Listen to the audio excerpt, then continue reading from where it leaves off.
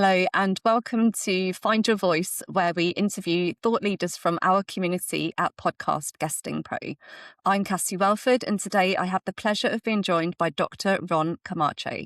Ron is the Chief of Police for the North Charleston Police Department, where he leads a 400-person agency. With 3 decades in policing, experience as a former SWAT commander, and he holds both a doctorate and a master's degree in criminal justice. Ron brings a rare depth of authority to the conversation around leadership under pressure. But Ron's story is not just about his rank or his professional success. It's more about what leadership can cost when stress, ego, and emotional armor goes unchecked. Ron now helps leaders to understand that real strength begins with self-awareness, accountability, and the courage to change from the inside out. Ron, welcome to the show. Thank you, Cassie. Thank you very much for having me. So happy to hear more about yourself and your expertise. And I would love to start by asking, when you look back at the version of yourself who was rising fast in leadership, what were you missing about the way stress was changing you? I didn't know. I thought I knew how to handle it, right? But evidently I didn't. At that point in time, before I went to therapy, I was in great shape. I used to do jiu-jitsu a couple times a week. I ran. You don't think I could run, but I used to run half marathons. I used to ruck. I used to do all these different things to try to get that stress out of policing and of being a very young guy with a tremendous amount of pressure on my shoulders, right? I had the pressure of command, and also the pressure of, solving crime and making sure that I was trying to keep the community safe in a very, tough situation in a very violent city. But I internalized a ton of stuff and did not have, I thought I had the tools to let stuff out. But I didn't, right? It was just internalize, trying to use exercise to get this stuff out. And I didn't have that mechanism to talk and really get out what was going on in my life. So I tell this story. I was on this call out, a SWAT call out. We were 13 hours. This guy shot at us, and we were dealing with him for 13 hours. We surrounded the place, and I was the team leader of the inner perimeter, and I didn't sit down for 13 hours, right? And I was my responsibility to take care of all those people in there. And this guy was like in the ceiling going between a couple of apartments. And in that, you try to just take some ground to keep him in a small place. And we shot gas, and we tried to negotiate with this guy, and he just would not give up. And, eventually, we wound up shooting him and killing him.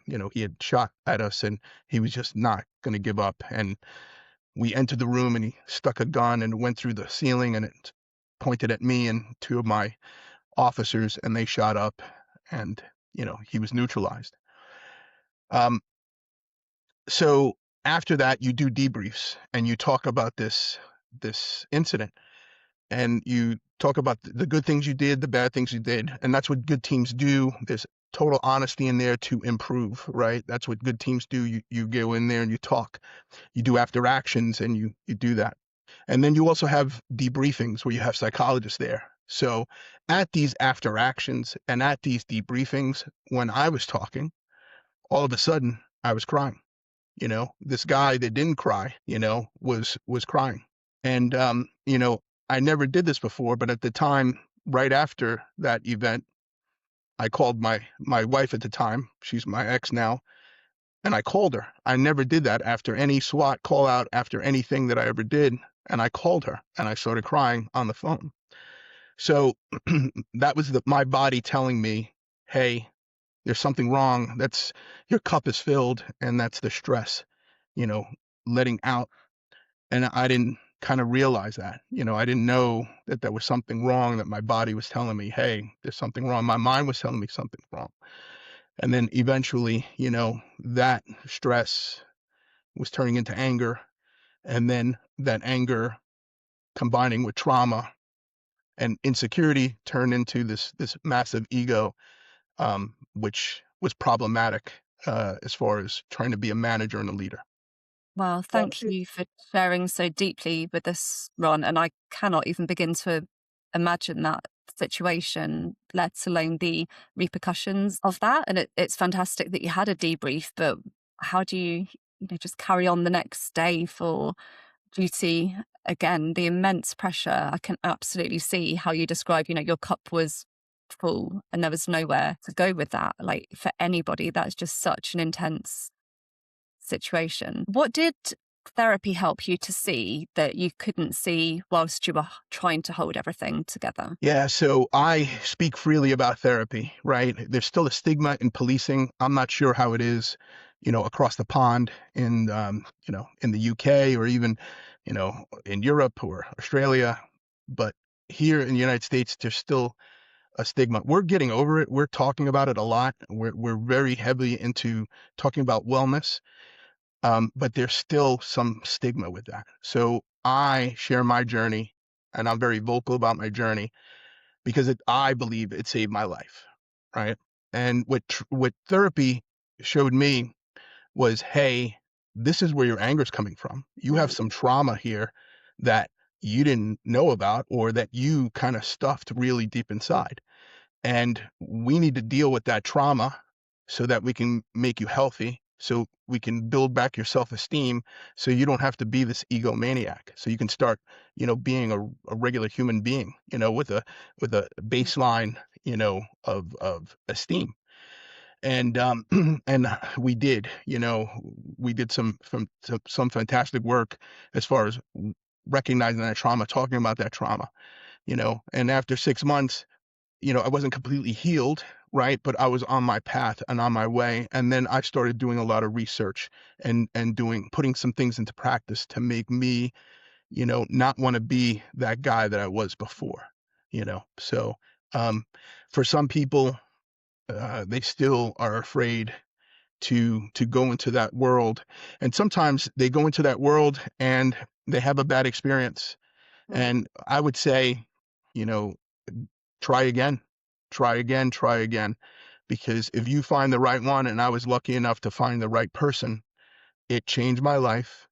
And if not, I was not going down the right path. I could have had a heart attack. I could have, you know, I was so angry. I could have got physical with somebody, unwarranted, or even maybe, was on the path to commit suicide, you know? So those were my three options had I not gotten some help. And it just totally changed my mind. It didn't happen overnight. It was intense, and you have some intense stuff when you're making the therapist cry. I think you've touched into some deep stuff. And I used to leave those sessions, sweating and feeling like I ran like a marathon, an ultra marathon. And I remember going home and just being on the couch and just not even wanting to watch TV, just being totally physically and emotionally exhausted. But the work was being done. And eventually you can't it's not always the past. You fix it, then you start taking responsibility for you, and then you start moving forward. And, thank God that that happened. And I feel very, very good about myself. I have a peace around me. And, it's still, I'm in a very stressful type job. It's challenging. I have challenging days a lot, but you have to put things into perspective, use some introspection, make sure that your self-awareness is strong, in order to help keep your ego in check and just keep on doing good, just keep on putting good into the world, and I believe it'll come back. Such a powerful message, and your vulnerability and your willingness to share so vulnerably is incredibly refreshing and incredibly powerful. And I think there's such a strength in sharing that when, like you said, these conversations, they're not easy to have. The courage that it takes to take that step and recognize that you do want to change is remarkable. And thank you for just sharing so honestly, because I'm sure the people listening can resonate with parts of your story and your feelings that you have had. What are the early signs that someone's ego is starting to run the show? before it cost them something important? Yeah. So, um, in my position, a lot of times why I'm sharing that is, and I'll give you this great thing that happened to me. I have a friend who was a recovering alcoholic, and he told me one time, as a recovering alcoholic, he could recognize somebody who was an alcoholic, right? Mm. He saw the signs very clearly of somebody. And as a recovering egomaniac, right? Or idiot, I don't know which way you want to call it, I can see when somebody's ego is causing issues. And a lot of it just has to be with, with that unwillingness to let that shield down, right? It's an unwillingness to admit that they're wrong, right? Um, to They run away from corrections, right? They cannot be corrected. They need to come in and put on this false sense of who they are, and it really goes to, that trauma and self-esteem, right? And if you're looking at somebody with some self-esteem issues, you're going to wind up having somebody with an ego issue. And you have to get down into what's causing that or start working on that. Part of this reason why, I talk about this and I teach some classes on it is I wanted to keep people out of my office for negative disciplinary actions, right? Hey, start recognizing that, you being resistant to getting trained up, to listening to, some of your um, elders, in the department, some of your more seasoned people that are trying to train you, or teach you about policing has to do with your ego. You don't want to be vulnerable. You don't want to open yourself up, right? Or when you get corrected, you take that and, we get corrected all the time, but you take it instead of it being like a mosquito bite, to them, it's like, this huge sword cut that's infested and gangrenous, and it's not that way. That's their ego making that out, and that it's a grudge, and it's this big dramatic thing where it just should be a small little thing where you just take it, you accept the criticism, you take that help, and then you move forward, you get better. So just trying to, when I see people that are just, in their way, they refuse to change, right? They're stuck Mm. in their ways, and they refuse to take correction. They refuse to get new training. They're just so stuck in their world, right? Because it's comfortable. They don't want to get uncomfortable, Yeah. right?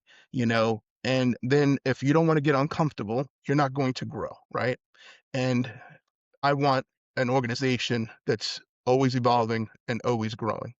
And that's resonated with my people here. They see the future, they see what's going on here, and they enjoy that. They know where we're going, and we have a good reputation, and morale is high because they see that. We have no problem recruiting officers. That is an issue in the United States. There are plenty of departments our size that are woefully understaffed. We are not. And we're not even really recruiting much. It's our own officers that are talking about what we're doing here, and they're doing the recruiting, word of mouth, old school.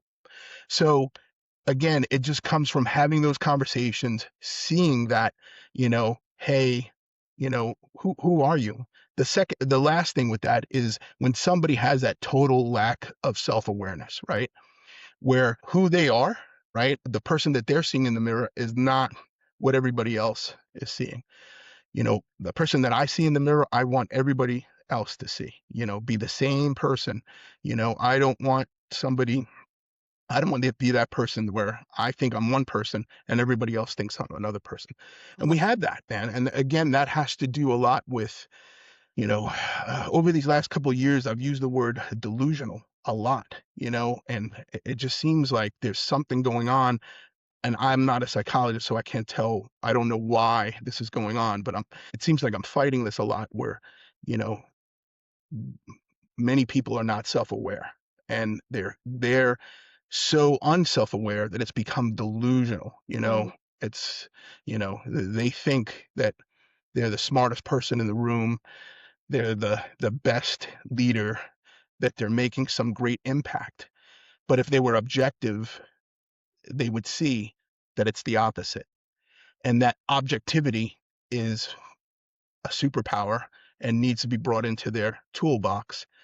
And it's hard penetrating, sometimes very hard getting to have those conversations, getting to have those honest conversations to penetrate that shield, which is the ego saying, I don't want to change. Yeah, that's so insightful. And I loved your analogy about the mirror and the reflection. I think that's really, really powerful. If someone's listening and they might recognize some of those traits that you just shared, what could be one step in a positive direction forward? Yeah. So again, the ego comes in many stages, right? Your issues with ego doesn't have to be as bad as mine was. It could be you have a small problem. This could be, just a little bit. So there's many things that you can do. I believe, and I've written about.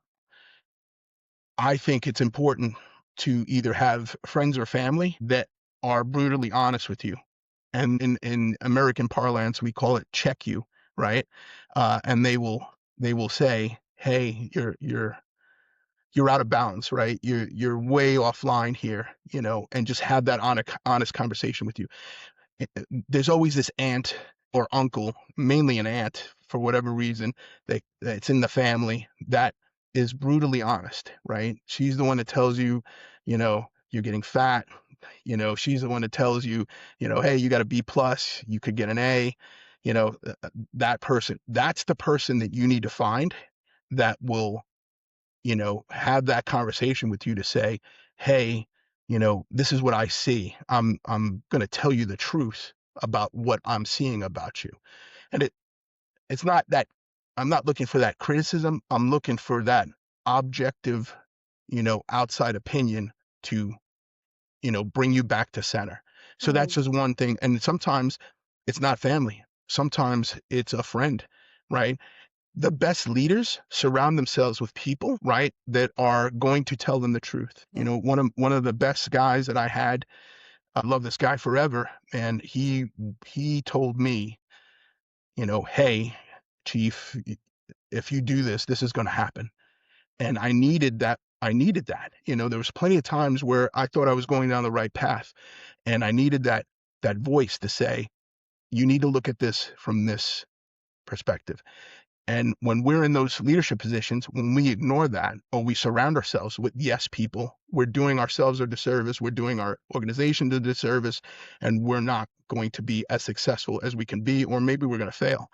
So that was a way that I could get, back on track whenever I had these crazy ideas. And sometimes early on in my life of being a chief, I was so excited about being a chief. The good idea fairy visited me a lot, and I just had a lot of these crazy, ideas because I was so excited, and he would check me a lot, and I needed that. So for this person, go find, and again, there's many ways, but maybe the easiest way is go find a friend or a family member that is going to be brutally honest and tell you the brutally honest truth and say, I need you to help me. I need you to give me an assessment of myself, and I need you to tell me when they call that person for advice. Sometimes we have mentors that do that. That's another technique to get a good mentor, who can help you, or a coach can do that too, in a different way. So there are different ways to do it, and it's about accountability. But the most important thing is you have to be ready to do that. You have to be honest with yourself and saying, I have to be ready to do that, and accept what they're saying. So. Amazing. And like you said yourself, it's life changing or potentially even saved your life because you were courageous enough to take that first step forward. Yeah, for me, again, my work needed to be done. It- No mentor, no family member, no friend was going to help me. My journey needed therapy. Mm, Somebody else's journey could have been that family member yeah. or a good mentor or maybe even a coach that could guide them through this and just keep them accountable and keep that self-awareness, very, very much in the forefront to say, hey, that what I'm seeing in the mirror is not what everybody else is seeing in the mirror. So Mm. you better go back and really think about some stuff, use some introspection and really examine what you're doing and, come back and let's have a conversation, because again, that ego puts up a shield. It doesn't want to get uncomfortable. It doesn't want to feel, the hurt. It's, that self-esteem, um, again, it doesn't want to get injured. So it does everything it can to move away from that. So. Thank you. And I would love to speak about your upcoming book. If you'd be happy to share the title of the book and what has inspired you to write this book. Sure. Bringing Ego to the Forefront, the first step towards ego-free leadership is the name of the book. It publishes and comes out in January 2027. And this is about, part of my journey, and part of it is what I just explained, just being able to give the readers different techniques that they can use to kind of, deal with their ego and help them, This came about, I went to therapy in 2013, and since then, so this is like, what, 13 years of me doing research and, um, continually working and trying to refine my work in this, seeing what worked and didn't work, my own missteps, right, where I've made some mistakes. I have a saying, um, if you win the battle with ego 85% of the time, you're doing good, because we're human. We're going to lose sometimes. Our ego's going to, take over sometimes. And just, continually working that and putting these classes together, and then seeing some of that, some of those successes from that. There's nothing better that I like when I have a young sergeant or lieutenant or corporal come to my office and say to me, hey, this happened and this was my ego talking, and them recognizing that there was ego talking, and then them changing their behavior. That tells me I've done something, and that to me is, Christmas, my birthday, the 4th of July, every holiday put into one thing right then and there. That makes me very happy, because that message is getting through, and I'm seeing, and these are genuine conversations. This is not, hey, I'm going to tell this to the chief to make him happy. These are, conversations we're having about their careers and different things that have happened. Some of them are like, corrective conversations where they're like, yes, I see that my ego got in the way here, and I'm going to work on that. So the book is about that, about my journey, where I came to to to come through that, and then, how important self-awareness is and how it's lacking. Also, in a lot of leadership schools, we hear about emotional intelligence, we talk about emotional intelligence, and we dabble in that, but we're not diving deep into this subject that is ego. And I think we're missing a huge mark there. So hopefully this book will fill in that gap. And then with a lot of leadership books, they don't give you techniques to kind of work on stuff.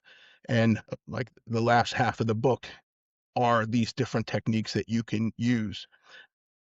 Something as simple as Brazilian jiu-jitsu, right? If you have never studied the martial arts, and I don't care if you're 6'4", 300 pounds, and you go into a Brazilian jiu-jitsu school, right, you're going to get tapped out, right? And that probably is the first time that big guy has ever been vulnerable, has ever been, tapped out. You will get and drink a huge glass of humility very, very quickly, because that's telling you, hey, I'm not the biggest, baddest guy in the world. Somebody that's way smaller than me can dominate me, right? So, if you're having a problem with ego and you never studied a martial art, go go take a Brazilian jiu-jitsu class and see what happens, okay? Because it is incredibly humbling when you outweigh, an opponent by 100 pounds, and they're using all their skill, right, and technical stuff, and you feel like a baby, and their arms. Okay. So that's another technique. So there are just different things that you could do by yourself and that Mm. you could do with others to address this. So Amazing. And your book's going to help reach so many more people with your message and give them that real life implementation, not just the theory, which is incredibly powerful. And we've worked together now for a few months. I would love to know, what is the highlight been of your podcasting journey so far? I had this great conversation with Piers Cross, another English gentleman, right, on a podcast called An Evolving Man. Uh, he comes from the corporate world, just a very laid back guy. He studied Buddhism. I think he lived in a Buddhist temple for a couple years. And he lives in the moors where Wuthering Heights was um, written, right? Jane Austen, that's where he lives. And very soft spoken. And we just had this very good, entertaining, not entertaining, but interesting conversation. And every one of the podcasts that I've been on has been great, but that one just really resonated with me and it just hit me a certain way. And just awesome. So yeah, that's been a highlight where we just had this very good connection, very good, you know, we were hitting things on the same thing. And he's from the corporate world, and I come from this policing world and government. And that book is not for policing or the fire or that world. That book, I wrote it for everybody because these problems are not just in policing. These problems are in the corporate world. There are in hospitals. They are in schools. They're wherever you're at, wherever you're a person, there are ego issues. So yeah, so that was a great conversation we had. And when you do a podcast afterwards and you're kind of feeling really good and light on your feet, and hey, that was really cool, man. I made a super good connection with that person. But I say that, and that was like A+, but all of them have been A's, right? They've just been really good people that I've met and got to share my message with. So Mm, thank you. So, yeah, really meaningful conversations, and you're sharing your message to a much larger audience because you're speaking on other people's podcasts. And it's a trusted audience, right? Which matters. The host will open that audience to you to reach even more people. What would you share with someone who might be listening and they could be a bit hesitant to step up to the microphone? Well, everybody that I've met here has been incredibly professional. And again, they want to have a great episode. They don't want to have, a bad episode. So they're going to make you feel as comfortable as possible. And they want the conversation to keep flowing. And so they're not going to make you feel stupid or anything like that.